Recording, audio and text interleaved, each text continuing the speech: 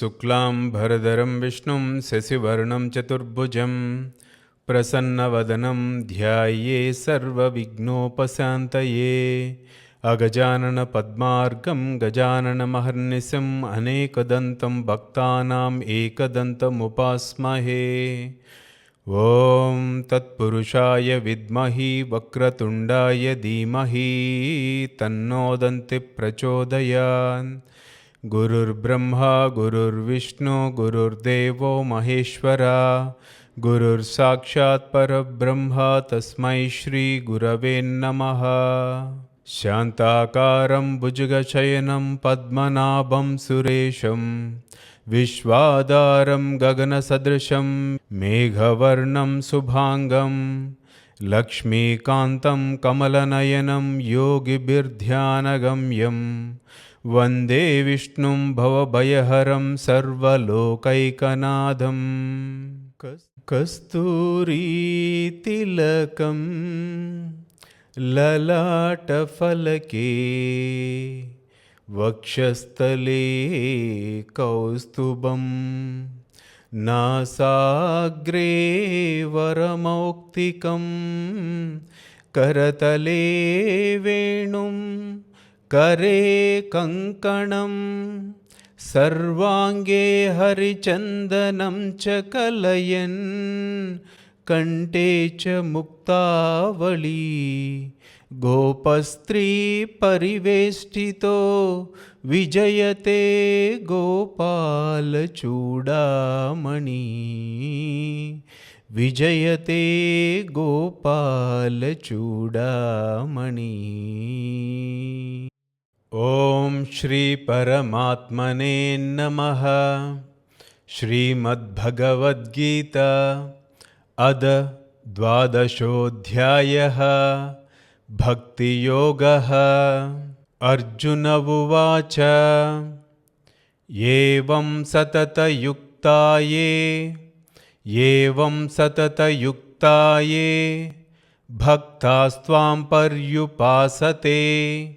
भक्तास्त्वां पर्युपासते ये चाप्यक्षरमव्यक्तं तेषां के योगवित्तमाः।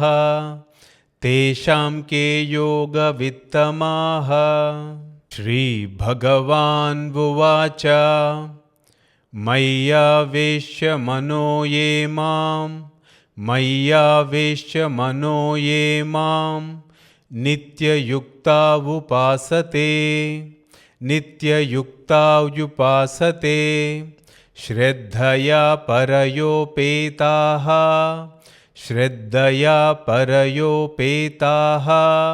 ते मे युक्ततमा मताः।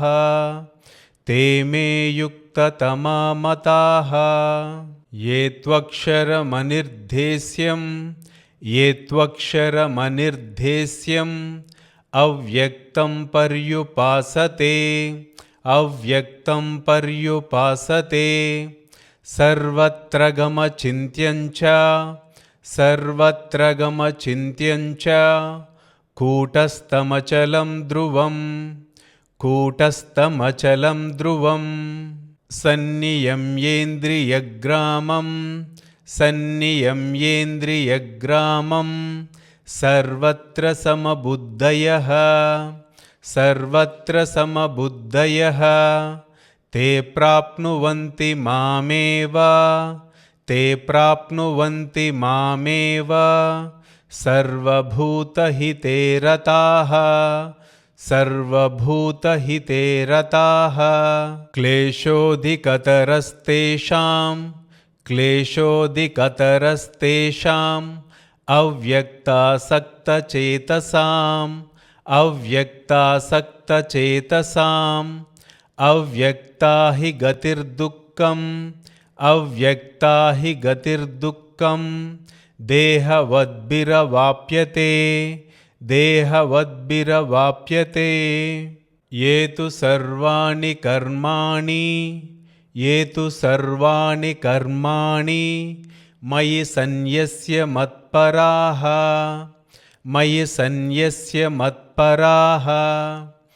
अनन्येनैव योगेन अनन्येनैव योगेन मां ध्यायन्त उपासते मां ध्यायन्त उपासते तेषामहं समुद्धर्ता तेषामहं समुद्धर्ता मृत्युसंसारसागरात् मृत्युसंसारसागरात् भवामि न चिरात् पार्थ भवामि न चिरात् पार्थ मय्यावेशितचेतसां मय्यावेशितचेतसां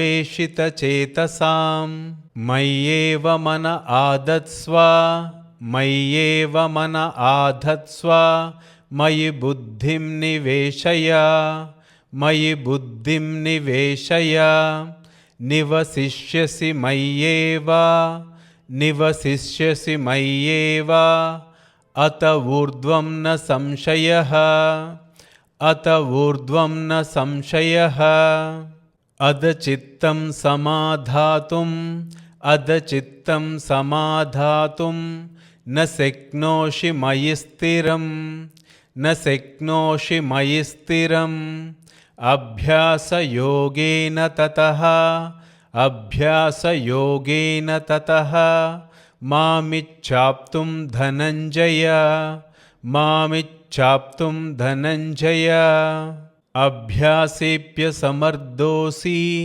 अभ्यासेऽप्यसमर्थोऽसि मत्कर्म परमो भव मत्कर्म परमो भव मदर्थमपि कर्माणि मदर्थमपि कर्माणि कुर्वन् सिद्धिमवाप्स्यसि कुर्वन् सिद्धिमवाप्स्यसि अदैतदप्यशक्तोऽसि अदैतदप्यशक्तोऽसि कर्तुं मद्योगमाश्रितः कर्तुं मद्योगमाश्रितः सर्वकर्मफलत्यागं सर्वकर्मफलत्यागं ततः कुरु यतात्मवान् ततः कुरु यतात्मवान् श्रेयो हि ज्ञानमभ्यासात् श्रेयो हि ज्ञानमभ्यासात् ज्ञानाध्यानं विशिष्यते ज्ञानाध्यानं विशिष्यते ध्यानात् कर्मफलत्यागः ध्यानात् कर्मफलत्यागः त्यागाच्चान्तिरनन्तरं त्यागाच्चान्तिरनन्तरम् अद्वेष्टा सर्वभूतानाम् अद्वेष्टा सर्वभूतानां मैत्रः करुण एव च मैत्रः करुण एव च निर्ममो निरहङ्कारः निर्ममो निरहङ्कारः समदुःखसुखः क्षमी समदुःखसुखः क्षमी सन्तुष्टः सततं योगी सन्तुष्टः सततं योगी यतात्मा दृढनिश्चयः यतात्मा दृढनिश्चयः मय्यर्पितमनो बुद्धिः मय्यर्पितमनो बुद्धिः यो मद्भक्तः स मे प्रियः यो मद्भक्तः स मे प्रियः यस्मान्नो द्विजते लोकः यस्मान्नो द्विजते लोकः लोकान्नो द्विजते च यः लोकान्नो द्विजते च यः हर्षामर्षभयोद्वेगैः हर्षामर्षभयोद्वेगैः मुक्तो यः स च मे प्रियः मुक्तो यः स च मे प्रियः अनपेक्षः शुचिर्दक्षः अनपेक्षः शुचिर्दक्षः उदासीनो गतव्यदः उदासीनो गतव्यदः सर्वारम्भपरित्यागी सर्वारम्भपरित्यागी यो मद्भक्तः स मे प्रियः यो मद्भक्तः स मे प्रियः यो न हृष्यति न द्वेष्टि यो न हृष्यति न द्वेष्टि न शोचति न काङ्क्षति न शोचति न काङ्क्षति शुभाशुभपरित्यागी शुभाशुभपरित्यागी भक्तिमान् यः स मे प्रियः भक्तिमान् यः स मे प्रियः समशत्रौ च मित्रे च समशत्रौ च मित्रे च तथा मानावमानयोः तदा मानावमानयोः शीतोष्टसुखदुःखेषु शीतोष्टसुखदुःखेषु समस्सङ्गविवर्जितः समस्सङ्गविवर्जितः तुल्यनिन्दास्तुतिर्मौनी तुल्यनिन्दास्तुतिर्मौनी सन्तुष्टो येन केनचित् सन्तुष्टो येन केनचित् अनिकेतः स्थिरमतिः अनिकेतः स्थिरमतिः भक्तिमान् मे प्रियो नरः भक्तिमान् मे प्रियो नरः ये तु धर्म्यामृतमिदं ये तु धर्म्यामृतमिदं यथोक्तं पर्युपासते यथोक्तं पर्युपासते श्रद्दधाना मत्परमाः श्रद्दधाना मत्परमाः भक्तास्तेतीव मे प्रियाः भक्तास्तेतीव मे प्रियाः। ॐ तत्सदिति श्रीमद्भगवद्गीतासु उपनिषत्सु ब्रह्मविद्यायां योगशास्त्रे श्रीकृष्णार्जुनसंवादे भक्तियोगो नाम 12ोऽध्यायः।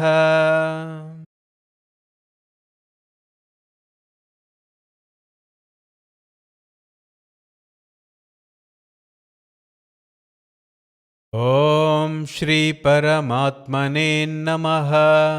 श्रीमद्भगवद्गीता अद् 12ोऽध्यायः भक्तियोगः। अर्जुन उवाच एवं सततयुक्ता ये भक्तास्त्वां पर्युपासते ये चाप्यक्षरमव्यक्तं तेषां के योगवित्तमाः। श्रीभगवान् उवाच मय्यावेश्य मनो ये मां नित्ययुक्ता उपासते श्रद्धया परयोपेताः ते मे युक्ततमा मताः।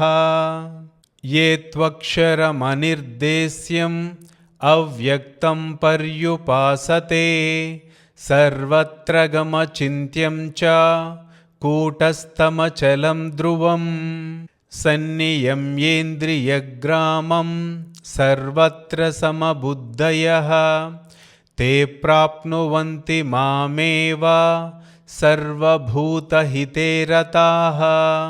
क्लेशोऽधिकतरस्तेषाम् अव्यक्तासक्तचेतसाम् अव्यक्ता हि गतिर्दुःखं देहवद्भिरवाप्यते। ये तु सर्वाणि कर्माणि मयि सन्न्यस्य मत्पराः अनन्येनैव योगेन मां ध्यायन्त उपासते तेषामहं समुद्धर्ता मृत्युसंसारसागरात् भवामि न चिरात् पार्थ मय्यावेशितचेतसां। मय्येव मन आदत्स्व मयि बुद्धिं निवेशयः निवसिष्यसि मय्येव अत ऊर्ध्वं न संशयः। अदचित्तं समाधातुं न शक्नोषि मयि स्थिरम् अभ्यासयोगेन ततः मामिच्छाप्तुं धनञ्जय। अभ्यासेऽप्यसमर्थोऽसि मत्कर्म परमो भव मदर्थमपि कर्माणि कुर्वन् सिद्धिमवाप्स्यसि अदैतदप्यशक्तोऽसि कर्तुं मद्योगमाश्रितः सर्वकर्मफलत्यागं ततः कुरु यतात्मवान् श्रेयो हि ज्ञानमभ्यासात् ज्ञानाध्यानं विशिष्यते ध्यानात् कर्मफलत्यागः त्यागाश्चान्तिरनन्तरम् अद्वेष्टा सर्वभूतानां मैत्रः करुण एव च निर्ममो निरहङ्कारः समदुःखसुखः क्षमी सन्तुष्टः सततं योगी यतात्मा दृढनिश्चयः मय्यर्पितमनो बुद्धिः यो मद्भक्तः स मे प्रियः यस्मान्नो द्विजते लोकः लोकान्नो द्विजते च यः हर्षामर्षभयोद्वेगैः मुक्तो यः स च मे प्रियः अनपेक्षः शुचिर्दक्षः उदासीनो गतव्यदः सर्वारम्भपरित्यागी यो मद्भक्तः स मे प्रियः यो न हृष्यति न द्वेष्टि न शोचति न काङ्क्षति शुभाशुभपरित्यागी भक्तिमान् यः स मे प्रियः समशत्रौ च मित्रे च तदा मानावमानयोः शीतोष्णसुखदुःखेषु समस्सङ्गविवर्जितः तुल्यनिन्दास्तुतिर्मौनी सन्तुष्टो येन केनचित् अनिकेतः स्थिरमतिः भक्तिमान् मे प्रियो नरः ये तु धर्म्यामृतमिदं यथोक्तं पर्युपासते श्रद्धधाना मत्परमाः भक्तास्तेतीव मे प्रियाः ॐ तत्सदिति श्रीमद्भगवद्गीतासु उपनिषत्सु ब्रह्मविद्यायां योगशास्त्रे श्रीकृष्णार्जुनसंवादे भक्तियोगो नाम 12ोऽध्यायः। सर्वं श्रीकृष्णार्पणमस्तु। स्वस्ति।